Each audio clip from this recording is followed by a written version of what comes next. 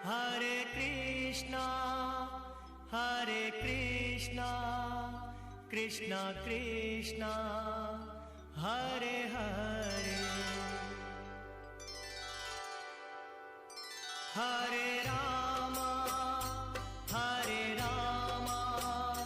राम राम हरे हरे। हरे कृष्णा, राधे राधे। कैसे हैं आप सब लोग? आशा रखती हूँ अच्छे ही होंगे। स्वागत करती हूँ आप सभी लोगों का लड्डू गोपाल जी की सेवा ज्ञान भक्ति चैनल में। और आज के इस वीडियो में हम चर्चा करेंगे 31 जनवरी को पड़ रही तिलकुटा चतुर्थी के बारे में। और जैसा कि आप सभी जानते हैं कि तिलकुटा चतुर्थी नाम से ही पता चलता है कि इस दिन तिलकुटा खाने का विधान है। तिलकुटा का ही भोग लगाया जाता है और तिल से बनी चीज़ों का भोग लगाकर वही ग्रहण करके व्रत खोला जाता है। ठीक है, तो प्रत्येक महीने में 2 चतुर्थी आती है, एक शुक्ल पक्ष की और एक आती है कृष्ण पक्ष की। तो कृष्ण पक्ष की जो चतुर्थी है, संकट चतुर्थी व्रत, ये व्रत किया जाता है। और आज हम इसी व्रत की कथा सुनेंगे इस वीडियो में। और मैं आपको बता दूं कि मैं हमेशा आप लोगों को इसी बुक में से देख करके सुनाती हूँ, बताती हूँ, क्योंकि मुझे तो इतना याद नहीं रहता है। तो सारी बुक्स होती है हमारे पास में, जैसे कि ये वाली भी है मेरे पास, देखिए। तो इसमें भी 12 महीने के व्रत त्योहार की ही कथा है और मैं आप लोगों को आज इसी में से कथा सुनाने वाली हूँ। वैसे तो मैंने चैनल पर जो 4 कथा विशेष सुनी जाती हैं घरों में, वो मैंने बताई हुई है, तो आप चैनल पर जाकर के देख सकते हैं। दूसरा, मैं डिस्क्रिप्शन बॉक्स में शेयर करने की कोशिश करूँगी। मैं कोशिश इसलिए बोलती हूँ, मैं भूल बहुत जाती हूँ। तो देखिए, इसमें दिया हुआ है। तो आज मैं आप लोगों को इसी में से बताऊंगी। तो ये जो व्रत होता है, ये माघ के महीने में किया जाता है, कृष्ण पक्ष में। और इस व्रत को तिल चौथ कहा जाता है। और इस दिन पूजा में श्री गणेश जी व चौथ माता की तिलकुटे का भोग लगाया जाता है।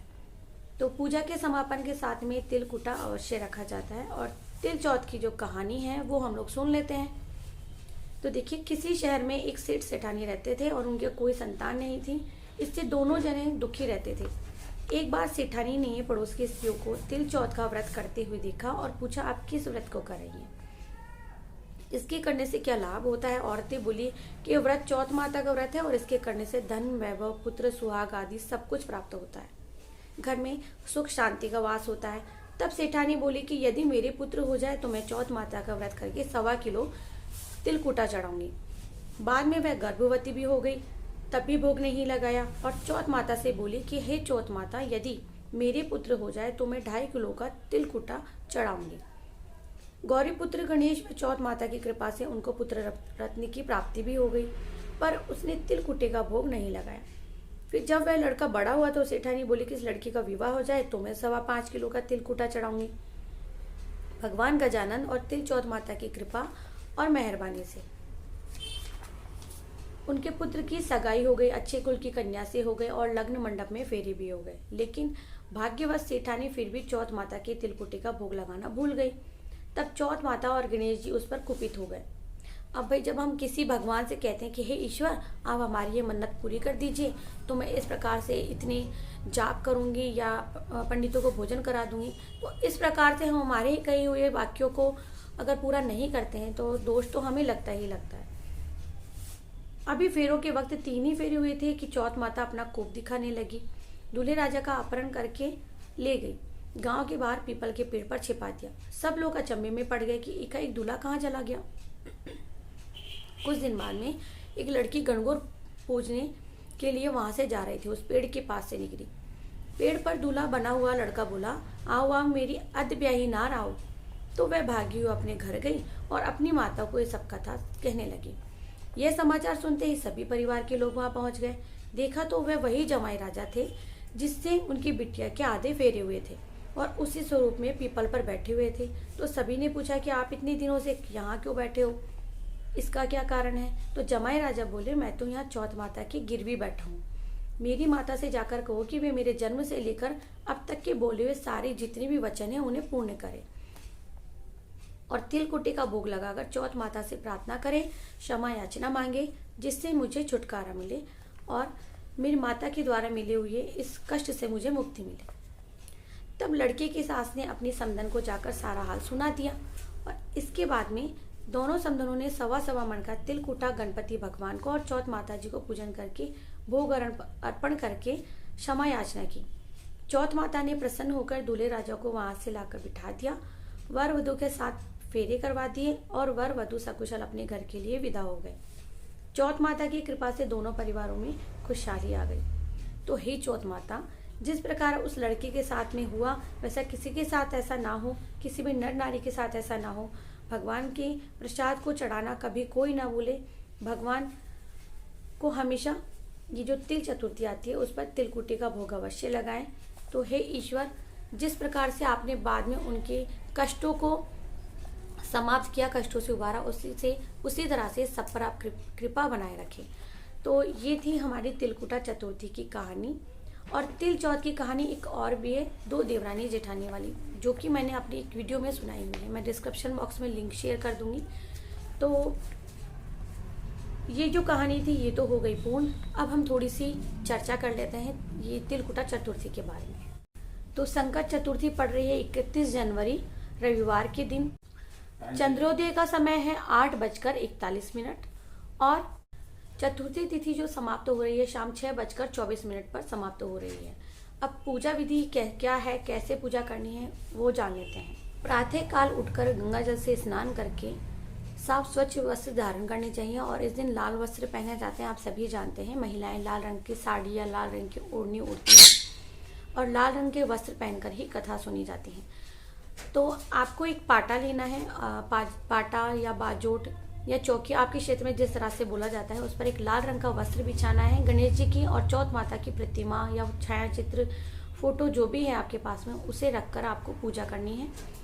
उसके बाद में पूजा के बाद में आपको उन्हें तिलकुटा का भोग लगाना है, आरती करनी है, कथा सुननी है। कथा सुनने के बाद में आरती की जाती है और इस दिन 4 कथा सुनी जाती है। किसी किसी के यहाँ 2 कथा सुनने का चलन होता है। तो अपने अपने क्षेत्र के अनुसार जिस तरह से पूजा की जाती है अवश्य करें।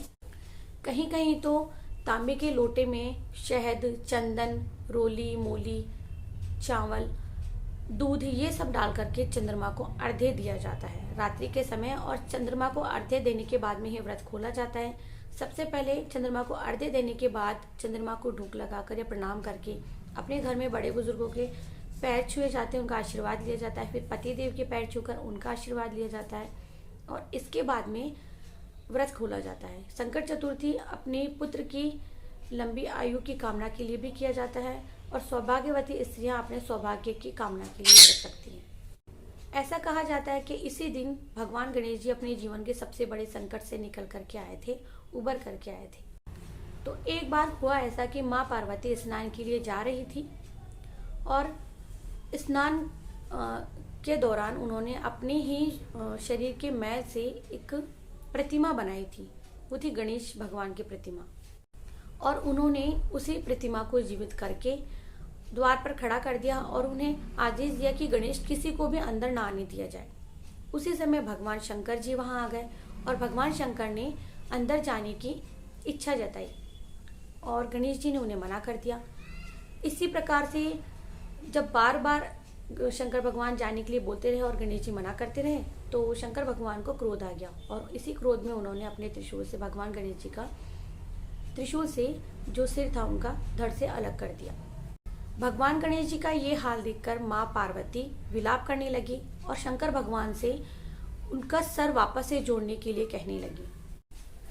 माँ पार्वती के बार बार आग्रह करने पर भगवान शंकर ने गणेश जी भगवान को हाथी का सिर लगाकर दोबारा से जीवन दान दिया और उसी दिन के बाद से भगवान गणेश जी को गजानन नाम से जाना जाने लगा और प्रथम पूज्य होने का आशीर्वाद भी उन्हें इसी दिन प्राप्त हुआ था। तो भगवान गणेश जी इस संकट से बाहर आए थे तो इसे संकट चतुर्थी व्रत कहा जाता है इसी कारण से। और इसी दिन के बाद से इस तिथि को गणेश चतुर्थी व्रत के रूप में जाना जाने लगा। तो इस चौथ व्रत की एक कथा और भी है जो कि सबसे ज्यादा प्रचलित है, वो देखिए ये है तिल चौथ की कहानी। वो हम देख लेते हैं। 2 देवरानी जेठानी थी। जेठानी के बहुत ही धन था और देवरानी गरीब थी और जेठानी अमीर थी। भगवान गणेश जी की बहुत आराधना किया करती थी। वो अपनी जेठानी के घर रोज़ आटा पीसने के लिए जाती थी और जिस कपड़े से वो आटा छानती थी ना, उसी को धोकर और उस पानी को अपने घर ले जाती थी। और वही पानी, जो आटे का पानी होता था, उस पानी को अपने पति को पिला देती थी और अपने बच्चों को पिला देती थी। एक दिन देवरानी के बच्चों ने ये सब देख लिया और अपनी माँ से जाकर के बोलने लगे कि माँ चाची तो अपने घर से आटे का कपड़ा ले जाकर चाचा जी को घोल कर पिला देती है। इस पर जेठानी ने देवरानी को कहा कि घर जाओ तो आटे छानने का कपड़ा यहीं रख कर जाना। देवरानी ने वैसा ही किया। घर गई तो उसका पति बोला मुझे चूर्ण घोल कर पिला दो।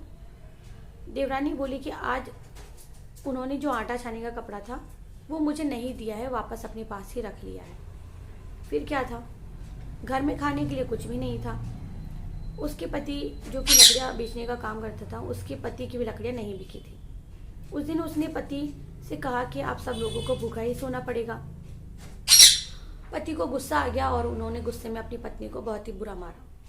इसके बाद क्या था, तकदीर से उस दिन चौथ माता का व्रत था। श्री गणेश जी का स्मरण करते हुए वह भूखी ही सो गई। तभी थोड़ी देर बाद में गणेश जी ने आकर कहा कि आज तो तिल चौथ है और तू भूखी क्यों सोई है। तब देवरानी ने सारा हाल कह सुनाया। तब भगवान बोले कि आज मैंने तिल का चूरमा खाया है और तिल कूटा खाया है, तो मुझे निपटने की इच्छा हो रही है, तो मैं कहाँ करूँ। वह गुस्से में बोली महाराज बहुत जगह पड़ी है, चाहे जहाँ हुआ हो। गणेश जी ने सारा घर भर दिया। जाकर बोले कि कहाँ पहुँचूँ। फिर गुस्से में बोली कि मेरा लिलाट पड़ा है, फूटे हुए तकदीर है, पहुँच लीजिए।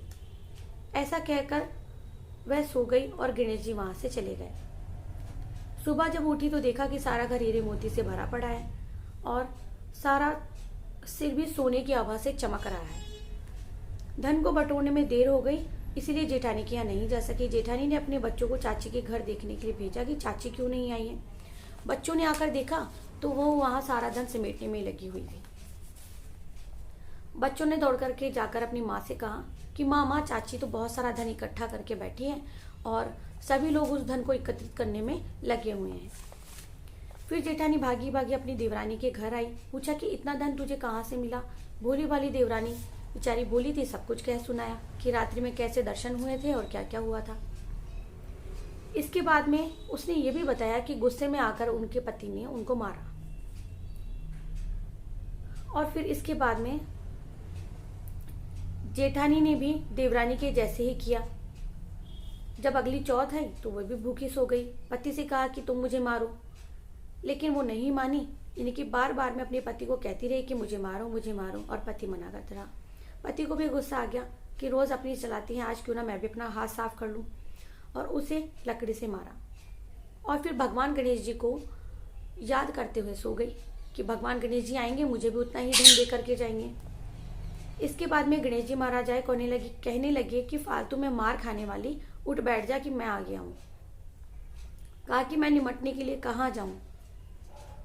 तो उसने बड़े ही गर्व से कहा कि मेरा तो बड़ा मकान है, आप कहीं भी जाइए।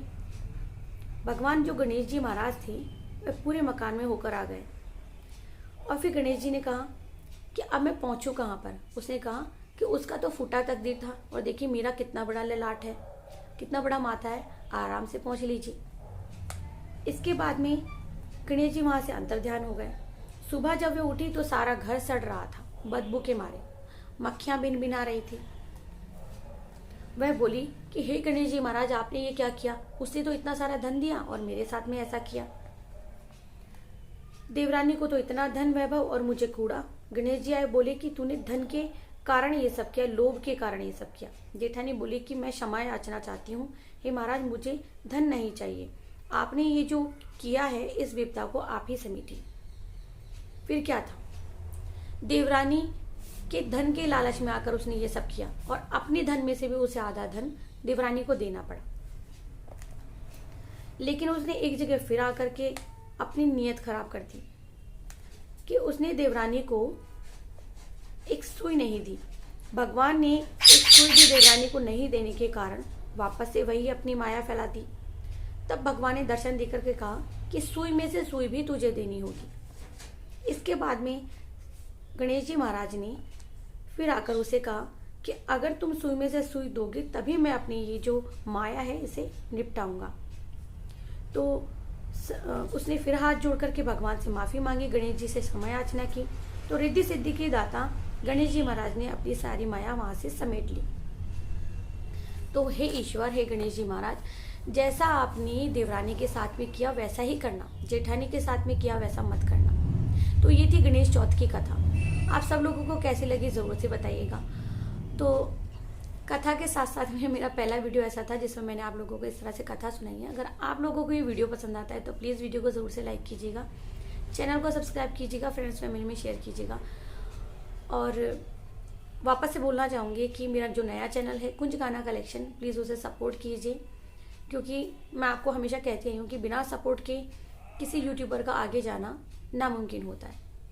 मिलती हूँ नेक्स्ट वीडियो में कोई भी प्यारा सा टॉपिक लेकर के। तब तक के लिए जय श्री कृष्णा, राधे राधे।